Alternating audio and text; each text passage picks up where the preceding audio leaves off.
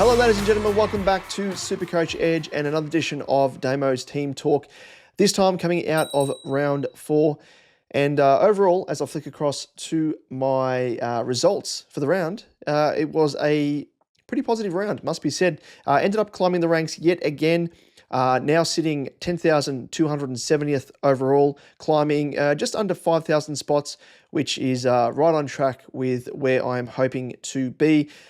Spoke about it in previous iterations and even of Damo's Team Talk, but also in the SuperCoach Edge podcast itself with regards to, anyone that had a slow start to the season. Now is the time that you will be making up ground. Teams will be differentiating based upon trades that are being made. Everyone has different strategies, different tactics. So again, hopefully you heeded my advice and backed in your gut, and you were able to reap the rewards and have a half-decent round coming out of round 4. I ended up scoring a 1,983 for those people interested, and was a solid round overall. Obviously above par, hence the reason why I went up in rank, which was good to see. Let's go through to my team, and just quickly as well, in terms of team value, that's another thing to really keep watch on as well. It kind of gives you perspective on how quickly you're upgrading your team and how much money, obviously, your team is generating through the cash cows that you are bringing into your team. So from now on, really keep a good watch on that. And because, that just gives you a perspective of how much money you have to work with as well, and kind of projecting forward, looking at break-evens of the cash cows that you do have in your team. It allows you to then plan ahead and be like, okay, I'm going to try to aim to upgrade to, a full and primo by next round or the round after that or even the round after that. So really look into that. And as I said, just keep that front of mind. So let's have a look at my team and how I went line by line. We'll go through that. In terms of, just quickly, we'll go through to my trades that I ended up making, because that will give context for those people that didn't catch last week's team talk. So I ended up making the following changes, which were Pal Pepper out, Nevitt out, and Connor Stone out. So I ended up using my second boost. Marius came in as another cash cow that was going to go up in price, obviously. Brought in Baz Lenker, Bailey Smith, and ended up bringing in Riley Bice as well on defense, who looked really good. And if he wasn't on his bye the previous round, I would have brought him in because, as we saw on the weekend, his ability to score is incredible and probably one of the better mature age rookies I think that we'll get on offer since, I'm trying to think. I'm not going to say Michael Barlow. Maybe, who was it? Closey? What was the name of that Suns player? You'll be able to tell me in the comments section. But really, really good to the eye. First and foremost, looks great, can find the footy and can kick the footy as well, which is also a plus, but also score well enough in SuperCoach. So as I said, went for Smith. A lot of people were kind of deviating and potentially bypassing to go for the likes of a Humphrey or a Marek. I ended up bypassing both of those guys. I was of the mindset that at least one of those two guys would probably be a failure, whereas I think Baz Lenker, Bailey Smith has that surety in his role and has shown the ability to score quite well, not just, thus far in 2025, but also prior to that, prior to doing his knee injury when he was at the Dogs, when he was playing, a half-decent role, his ability to run across the ground, he has incredible endurance, and, with that comes really nice scoring as well. So I ended up bypassing both Humphrey and Marek. Now I am jokingly labeling Humphrey hump fraud because I know in the past that he has tricked people, and I didn't want to fall for that trap again. I wasn't tricked with him previously, but having already, tasted the likes of Jaden Short as someone that's burnt me in the past, I didn't really want to afford to take that risk. So just thought I'd mention that jokingly. But let's go through line by line. Defense, I put the captaincy, as you can see there if you're watching us on YouTube, the captaincy on Dane Zorko. Now, I was pretty bullish on him, obviously playing a, lesser like in terms of opponents, playing Richmond, and having had really good historical averages in games against Richmond, I thought it was kind of a no-brainer. I think it was averaging around about 120 odd, 130 might have been in recent games against the Tigers. Wasn't to be, unfortunately. I don't think the ball was down there enough for really Brisbane to capitalise on it. But having said that, Richmond did pretty well, must be said, against the Lions. So bit of a disappointing outing by Zorko there, especially as the El Capitano. So 94 points for him. Harry Sheezel, I was expecting him to have a bit of a clamp down by Sydney. What actually didn't happen? I thought Robodden might have run with him, maybe even James Jordan, but he was off the chain and had his highest score for the season with that 144. So it's a welcome sight, because I know there were some people out there that really crazily traded him. And I will say this yet again, even before I get to the discussion point with Horn Francis, do not trade your premiums, especially this early on. It will more than likely come back to bite you in the ass. And a lot of people traded out Sheezer, which I think is just incredible. We know what he can provide. We're only, prior to the weekend, we were only 3 games into the season. And it's just way too early. As I always say, when it comes to premos, if they have a really vastly different role, if they're, much like a Perryman, for example, if he's gone from being an attacking player to being a really defensive player, and the role's changed for that premium, whoever it may be, just as an example, there's kind of reasoning to get rid of that premium, but Sheezel hasn't changed his role. He's just been struggling with a little bit of form, I think, more than anything, and he really did throw dirt back in the faces of those coaches that didn't hold the faith. So I'm convinced he's going to be a top 6 defender, so why trade him out? Anyway, let's move on to Bailey Dale, 110. Good return to form for him. I think with Dale, what I'm expecting is he's going to kind of score well depending on the opponent. I think Freo were giving up a fair few points to opposition defenders, so that was kind of half expected with regards to him having a decent outing. But he's going to have a topsy-turvy season. I think 127, 141 to start the season. Then he dipped down to 81 against Carlton and that 110 against Freo. And then, he faces the Lions. So it's going to be a tough ask for him to continue on with that type of scoring, but was good to see. Matty Roberts had a bit of a down game, 77, potentially off the back of Rolly Bice just absolutely picking it up, who scored a 124. And again, if you do not have this man, make him your number one priority. I don't care what other issues that you have in your team. Get this guy into your team. I think he went up nearly 90K, which is just crazy, crazy stuff. And a break even now of negative 98, which is crazy to think, because if he scores, according to SuperCoach Gold here, if he scores 69 ding ding, he will go up another 73K.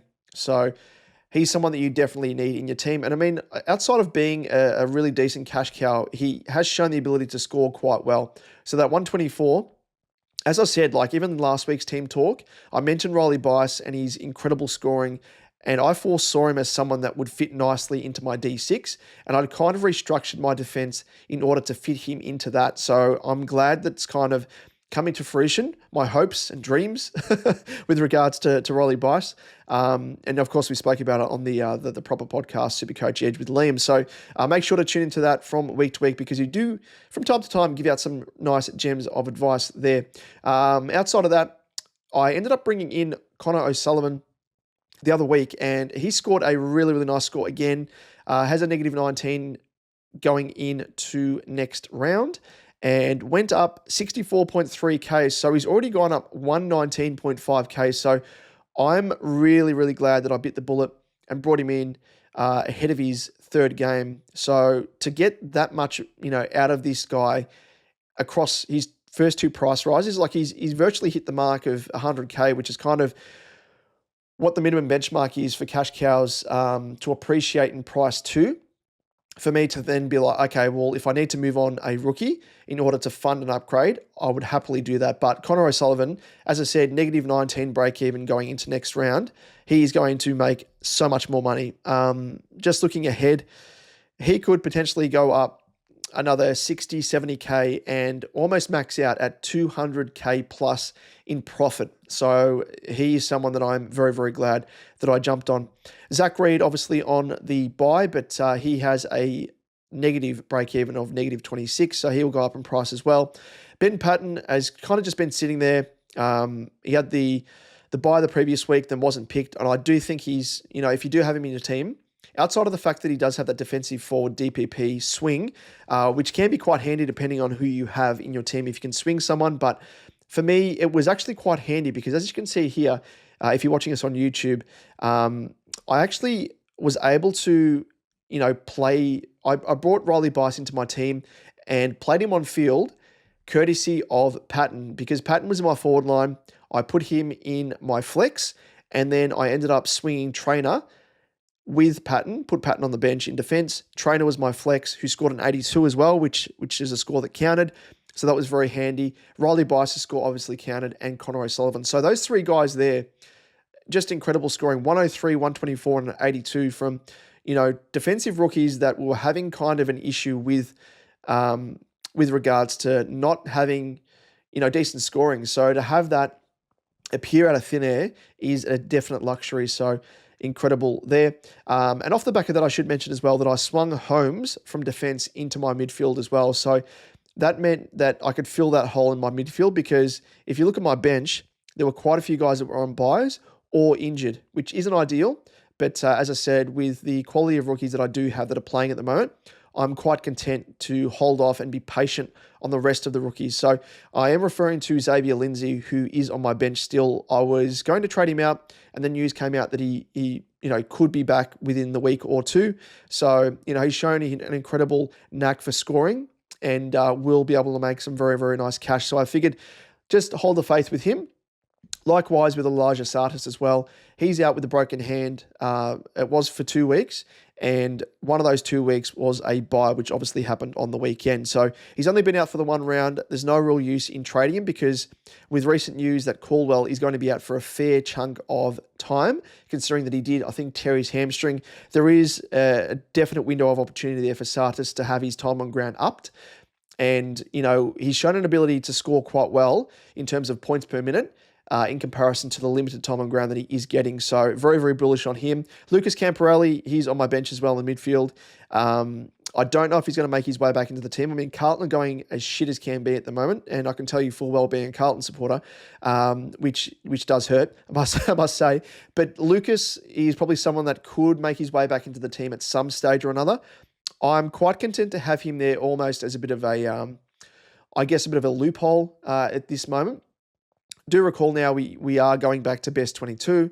So it's not ideal to have him there non-playing, and you always want cash cows on your bench making money. So I will potentially look to move him on. The one downside to trying to use him as a bit of a loophole is that Carlton do have a fair chunk of games that I think is still coming up that have Friday night games and maybe even early Saturday games. So I think the bulk of Thursday games are out of the picture now, just from memory. May not be the case, but it's just kind of, it holds back the potential to use him in a positive sense as that loophole swing to sort of, get a bit of a look at someone's score off the bench and then loop them on field. So we will consider that when it comes to trades. But let's roll through the rest of the midfield on field. And we do have Caleb Sarong, 142, finally flashed that ceiling that we all know that he does possess. And an incredible game by him, considering as well that when he had 38 possessions, 7 tackles. So 142, I mean, he was scoring not too well, considering I think he just surpassed like the 30 disposal mark and was just above 100. And I'm like, come on, like his impact on the game has been immense. Why isn't he being scaled up? But I think it kind of bumped up as the game went on. But yeah, again, if you view his previous 3 games to start the year as kind of his floor, which is what we said going into the season, that even though he does get attention, he does get tagged, he's able to still score close to, if not just above 100, which is virtually what's come to plan here. He scored 102, 99, and a 105. And this 142 definitely is that ceiling score that we know and love. Best part is he now faces Richmond and Melbourne, who obviously are in a fair world of hurt at the moment. So could really burst out of the blocks now. Has dropped 32.9K in price. I don't know if it's probably a bit too early to be talking about upgrade season, but if there are guys that you do have that are injured, that are around about that price point, or if you have money in the bank that you can kind of use, I do recommend Caleb Sarong. Outside of that, Max Holmes, 72, bit of a down game for him. I think he was being tagged from memory by, who was it? There was someone that was tagging him. I can't recall who it was, but had a little bit of attention on him, which wasn't the best. And I think we should probably come to expect that now with Holmes, because he's probably the main sort of big banana in Geelong's midfield outside of maybe, I'm trying to think, there's another player that I'm forgetting, but he's kind of that next generation coming through the ranks for Geelong that is very, very reliable and has that ability to really push forward and kick goals, which he's kind of done in every single game, apart from that game on the weekend against the D's. So a little bit disappointing for him, but he will no doubt bounce back. Let's move on to the next player, and it is Adam Chera, 99. He went up in price again, has gone up 35.1k, but I think most importantly with Chera is he has been very, very consistent with his scoring and kind of, if you look at his previous seasons, he's been very, very consistent, sort of in lining with that. He's had 106, 113, 98, and 99 for his first 4 games for the season now, and really is showing that he is one of the more reliable players. Now faces West Coast and North Melbourne as well. So, yeah, he's, what can I say? He's probably one of the better picks that we've had in terms of value options heading into 2025. Speaking of value options, another one here is Clary Oliver. Hasn't really set the world on fire. Scored a 98, has gone up 27.9k in total now. But, I mean, he doesn't really look to be like the Clary of old. Like, he's had that one breakout game, albeit against North Melbourne, where he scored the 130.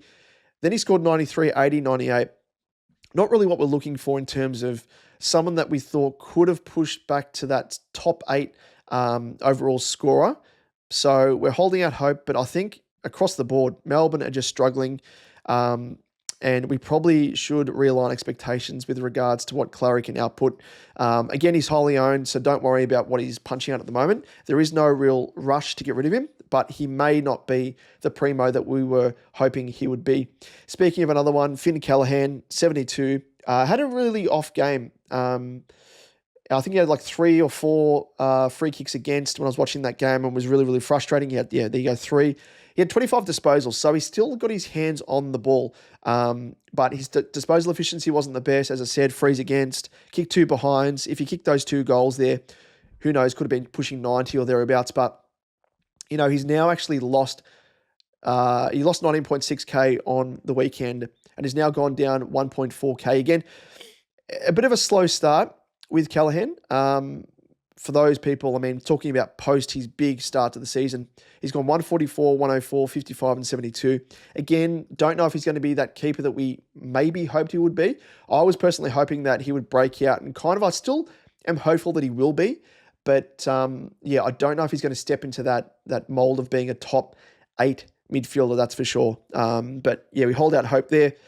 If it doesn't work out, we can aim for, say, a Dacos or someone else that has dropped in price. Moving on to Nathan O'Driscoll, scored a 46. Now, it must be said here, for those people who didn't see the game, he actually went off late in the piece with an ankle injury, and Longmuir has said that they're going to scan his ankle and find out what the extent of the injury is. I think he went off and on a couple of times just to test it out, but ended the game on the bench, which isn't a good sign. But has been scoring quite well, 91, 95, 104, 46, and has gone up in total 111.8k off the back of, again, another 35.6k coming out of round 4 that he went up in price in. So, he's already reached the mark of what we were hoping him to be in terms of being that cash cow. So if you want to move him on, I think, you're well within your rights too. Can he make more cash? Maybe. But that 46 now being in his price cycle for the next 2 weeks might make it a little bit hard in terms of how much more he can go up in price. We really need to keep a watch on that. And if he's cleared from an ankle injury, I think it should be fine. But I don't think he was actually scoring quite well anyway for that game. So just a bit of an off game in combination with that ankle injury. Freo, of course, they face Richmond. So, if it's going to be any opponent that he actually is able to score above par on or against, it will be against Richmond. But he will factor into trade discussions for me anyway, no doubt. Alongside him, Levi Ashcroft, 87, went up 27.4k as well. Now a total of 63.6k he has earned in profit. And he's just one of those reliable players I think that we can rely upon. Currently, he's in my M7 and probably well within his rights to stay in my team for as long as he can. And he's probably a bit of an example here when I'm talking about O'Driscoll, because Levi Ashcroft only scored a 36 the previous round against Geelong, scored the 87, and still has ticked over off the back of that his cash generation. So his break-even now is 26. So I think prior to that, his break-even would have been still quite high-ish. Or, if he didn't score the 87 like he did on the weekend, that probably might have seen him hit a bit of a brick wall with regards to having that cash generation ticking over on a consistent basis. It might have been sort of an ebb and flow type operation, but gives a little bit of hope for those people that want to hold the faith with O'Driscoll, provided that he is cleared from injury. The other guy here on field for me in M8 is Christian Moraes. So he was my other trade-in, as I mentioned earlier.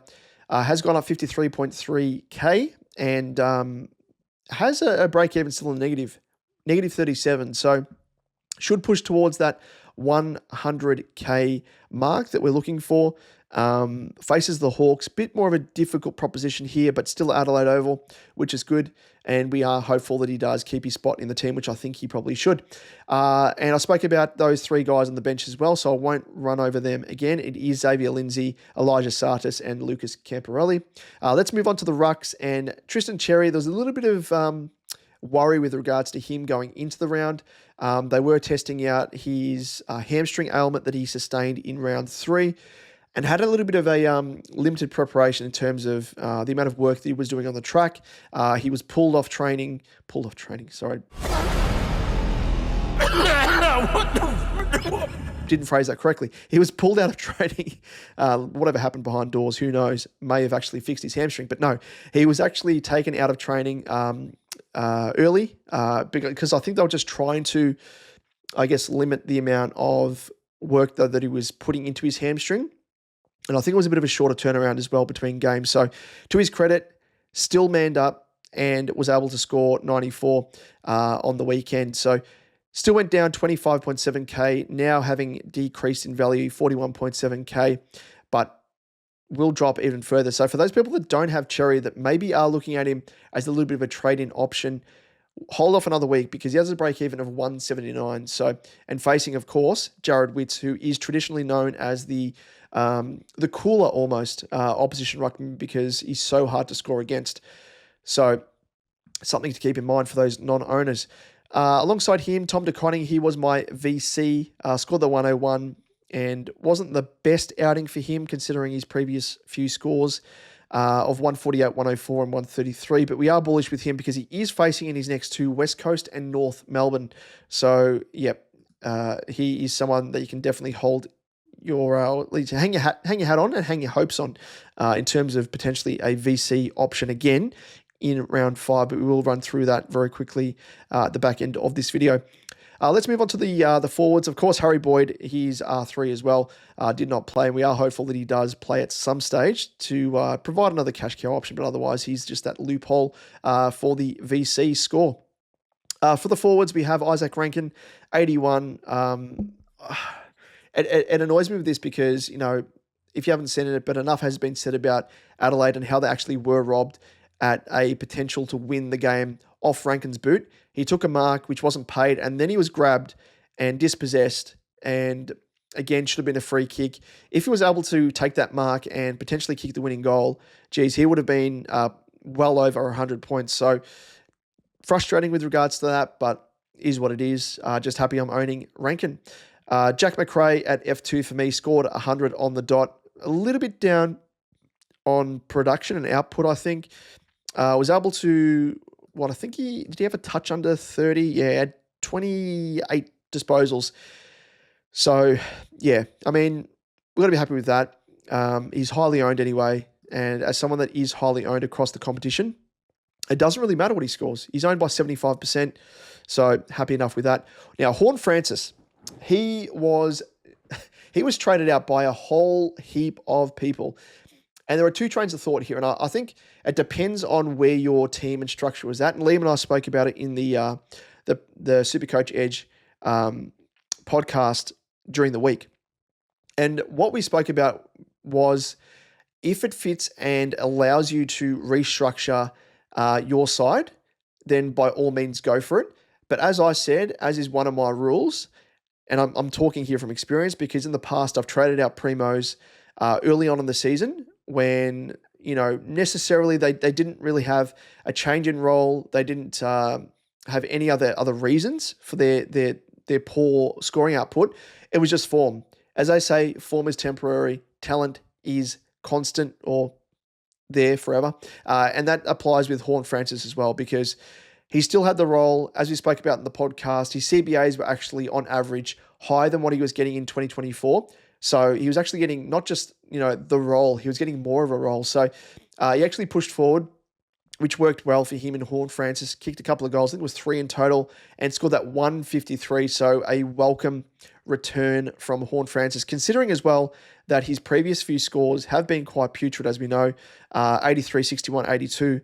So that 153 bumps his average up from 75.3 to 94.8, which is definite top 6 averaging, what you need to finish as a top 6 forward. So really, really happy with that hold. And I hope you heeded my, not warning, but I guess, experience and advice with regards to that and held the faith. But, like Liam actually, he punted him, I think from memory, from his team, but traded him down to Baslinka.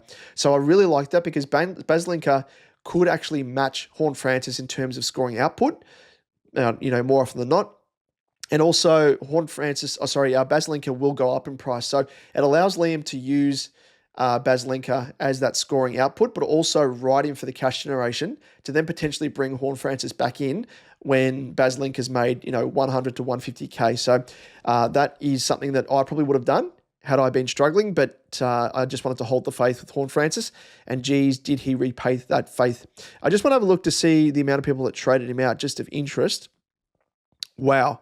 So he actually dropped by 10% ownership, which is incredible, and actually 20% ownership from round 1 when he was 64.9. Now he's down to 44.8. So he's not a pod, but he's become a little bit more of a pod. So I'm hoping from here on out that he can maintain that scoring output, because it will help us climb the ranks even more. Baslinka, as I said, he was a trade-in for me. Went up 45.3K. And just really loved what I saw. His ability, as I said, endurance-wise, running from both into the ground, providing options, and now has a break-even of 71, so which is achievable for him. And, he's someone that I still don't think potentially will be a top 6 forward. He may be, but I just think he's going to have those ebbs and flows in his game, in his scoring, and kind of the consistency we're getting out of him at the moment is probably what I'm expecting him to have. Like, he's going to have those ceiling games, 147, then he's going to drop down to like those scores that he had against Brisbane at 81, and then sort of the in-between scores of, the 108 like he had on the weekend against the D's. So, if he is consistent and able to average the 112 that he is at the moment, he's most definitely going to be a top 6 forward. But I'm just trying to kind of be realistic here. Probably more so as of a stepping stone to a better player, but who knows? He could definitely be a top 6 forward after all. We'll just have to wait and see. Let's move on to Caleb Daniel, my F5, and scored a 92. And another player that kind of I'm a little bit unsure on, but he is scoring well enough to be a top 6 forward. So maybe I should say, so I'm probably being a little bit too harsh with Baslinka. So both of these guys could be a top 6 forward. Let's move on to Davidson. Scored a 54, and his fluctuations, I think, will come. He has a negative 32 break even, so still has some good dosh to make. Went up 62.3K on the weekend to now having increased overall 138.6K. So that 129 that he has now in his scoring cycle for yet another week will allow him to go up in price, even if he has a bit of a lowly game. According to SuperCoach Gold, if he can score a 68 in round 5, he will go up another 44.1K, which will push him, above 180. So that is going to be very, very handy, and we could use him as a stepping stone to a genuine primo. But, I mean, kind of in terms of the way I'm looking at things at the moment, the last position on field in each of these areas, discounting the rucks, I'm talking D6, I'm talking, M8 and F6. I'm kind of content with having those as rookies, especially early on at this stage of the season. It's going to be impossible to try and fill that spot with someone that is reliable. So you do need to rely on rookies. And it's just a matter of, a lot of it is luck, I think, when it comes to rookie scoring. You can look at matchups, you can look at, past data in terms of how they've been scoring form-wise. But overall, a lot of that comes down to luck. So yeah, we'll just have to kind of, and if you've got someone like a player that isn't playing, like a Lucas Camporelli or Elijah Hewitt, that you can use potentially up forward in the midfield as a bit of a loophole option to get a look at your emergency score off the bench and then loop their score on if they score well. I think that's kind of the tactic that I'm trying to adopt a bit more this year compared to previous years, just because otherwise it's virtually just a pure guess 90% of the time, I reckon. So yeah, that's kind of what I'm thinking with regards to the last position on field for each line. Let's round things out by looking at of course, Kako. He was on the bench up forward.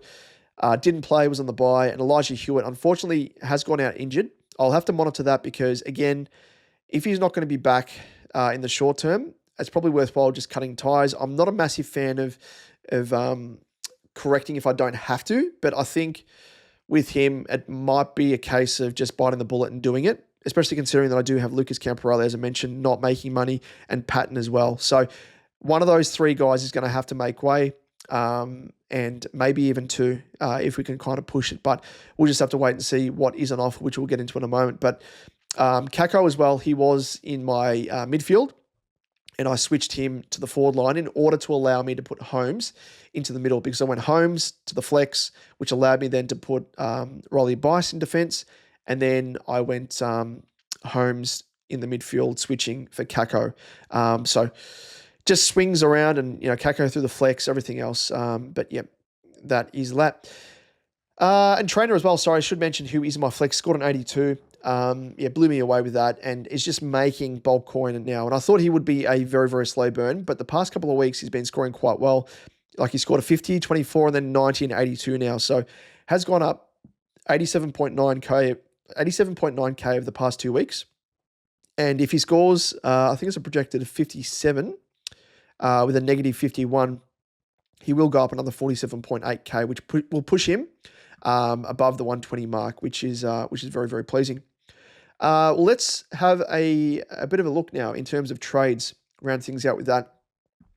And then we'll go into quickly VC and Cs for my team, which of course we will get into greater detail in our SuperCoach Edge podcast itself. But let's have a look. I think in terms of the way, or kind of what I'm looking at in terms of guys that I want to get rid of, as I mentioned, Patton, Campo, and Hewitt are probably those three prime candidates. Everyone else is still making money. O'Driscoll is someone that I'm looking at as well as a bit of a trade out, provided that he is out with injury. But even so, I think we could kind of use him as a little bit of a, jumping from one sort of cash cow train to another cash cow train if, we can find a rookie, around about that similar price point or lower, which there is someone that a lot of people jumped on the weekend. So I will kind of put O'Driscoll here central to trade talk. And I just want to switch things up. Let's just order things in terms of break even, in terms of those that have the best break even. So Clay Hall is definitely one from West Coast, priced at 129.5K as a mid only, has a break even of negative 78. So he's someone that I think we definitely need to get into our team. Outside of that, we have probably Ryan Marich. I mean, we're thinking in terms of guys that have decent roles. He is definitely one of them. I watched this game and it annoyed me because even if I was an owner, I'd still be questioning this. His ability to score as well as he is craziness, because there was a patch of play there. It was, early in the second quarter, I think. He played on from the square, from a kick in, kicked it. The ball bounced outside 50, wasn't marked by either a Giants player or a West Coast player, bounced, but then bounced into the arms of a Giants player, and the ball was taken out of bounds. So he was credited with the effective disposal, and I know that because his disposal efficiency did not change from 100%. So I don't know what Champion Data are doing. Do they potentially own him in their teams? Maybe. But the one thing I love with Marich is the fact that he is a forward mid. And with Kako in my forward line, it means I've lost that forward midfield DPP swing. And with Marich, the big bonus here is he does have a break even of negative 19. So I'm looking at him potentially as a bit of a sideways trade for O'Driscoll, because I'm looking for someone that's going to be able to score as well as him. but also make as much money as what O'Driscoll was going to make. And I think O'Driscoll probably has a little bit more money to make, much like Marek. So he ticks both boxes in terms of scoring output, but also cash making ability as well. If I was to trade him down to another rookie, and I'm talking about like a Clay Hall, for example, Clay Hall, he's been scoring okay to his credit, but on field, could we really trust him? I mean, a player as a bit part midfielder, he scored an 88-68, but I think probably his average is maybe going to be closer to that 60 mark if we're lucky.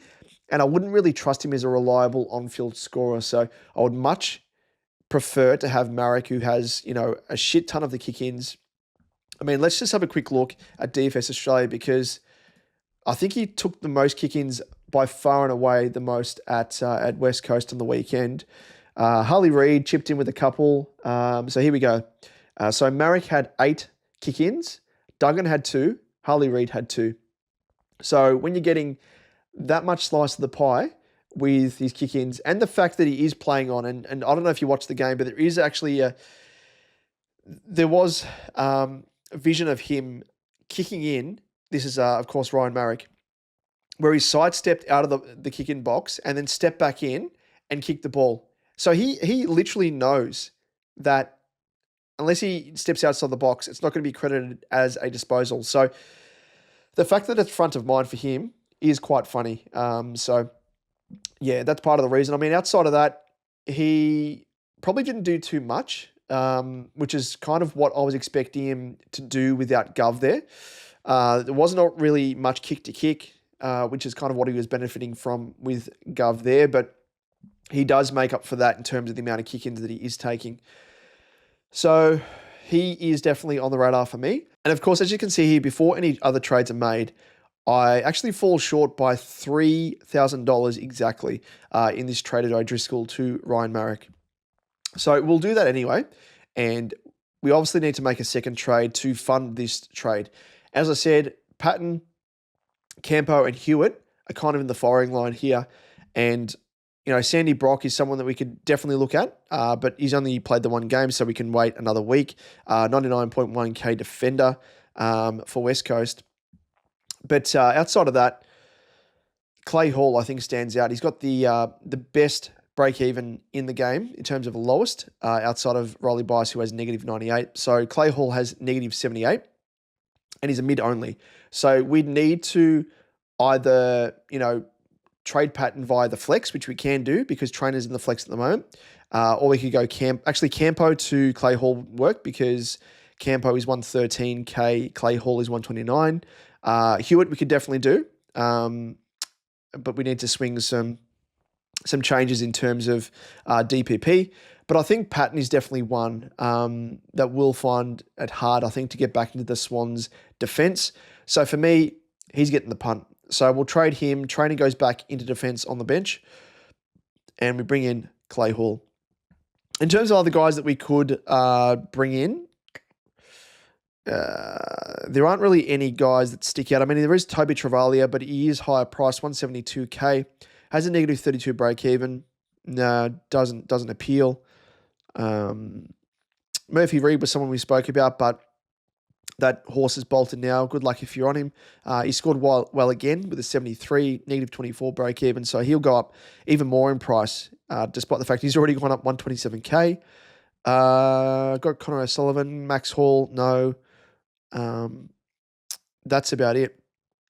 There isn't anyone else that really sticks out. There is Sam Lawler, had scored the 112 on the weekend, which will boost his cash generation now. So good luck to those people that have him. But again, higher price, 248.3K. We could go for him maybe instead of Marek, but I'm not a massive fan of his role. He is kind of playing more forward with bit part runs through the middle, where I'd much prefer to have Marek with that seagull role with the kick-ins.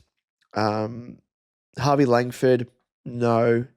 That's about it. Everyone else is kind of, they're out of the negative break-evens.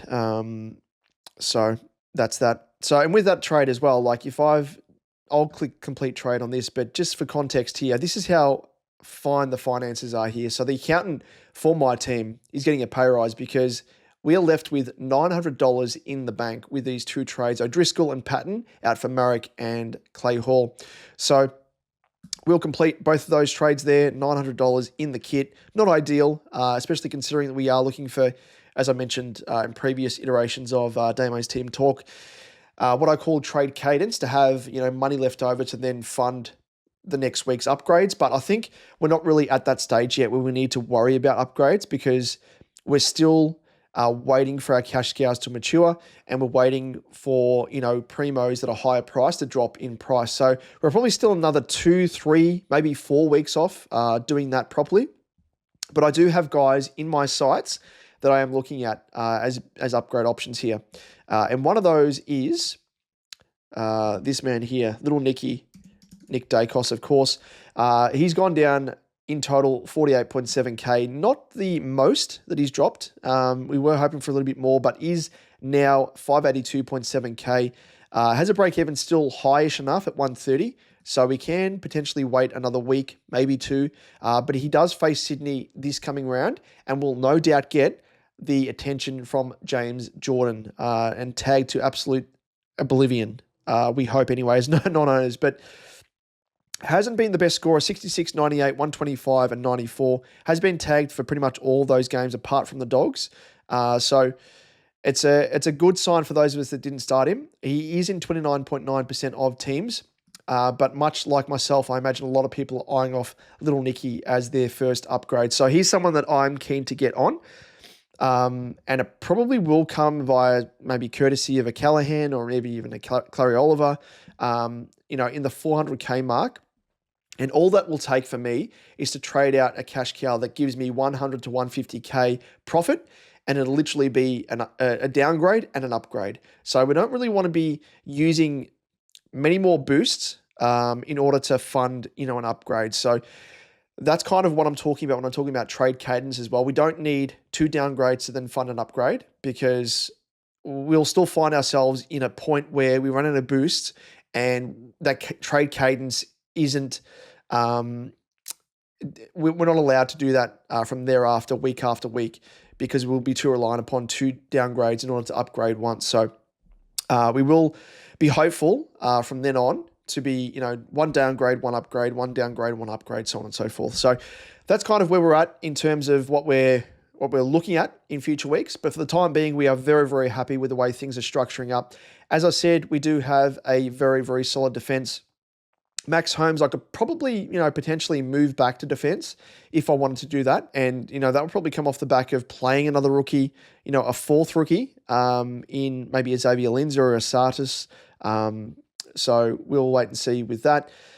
And it does mean that if we do put Holmes back into defense, we won't have to play 2 rookies in defense. But at the time being, O'Sullivan and Riley Bice are looking like pretty decent scorers, despite their roles and the fact that they are relatively new to senior level. So there's that. Outside of that, as I said, fairly content with the way things are sitting. So let's just quickly go through VCs and Cs. I think for me, DeConning is a bit of a no-brainer here.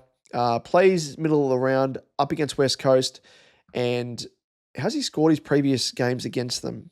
118 in 2023, 91 and 48, but I think maybe that 2023 game, I can't recall if he was sharing the ruck with Pitnet for that game, but he plays West Coast, plays North Melbourne after that, so and Geelong as well if they have SDK in the ruck, which I don't know if they'll persist with Stanley back. So DeConning, just speaking to the upcoming game against West Coast, he is, I think, a no-brainer. And outside of that, maybe a Sarong playing Richmond. They're playing at Barossa Park. Of course, this is the gather round coming up for round 5. So no team has a home ground advantage as such, apart from Adelaide, playing Geelong at Adelaide Oval. And, yeah, of course, Port Adelaide as well, up against the Hawks. But, it's maybe, I don't know who else it would be. Maybe, Sarong's probably the only one. Who's Ballydale play? Brisbane. Yeah, no, it's a tough matchup. Sheasel maybe against Gold Coast. How's he performed against them in recent times? 141 was his last score against them, an 86 and a 53. So maybe Sheasel is a bit of an out-of-the-box one.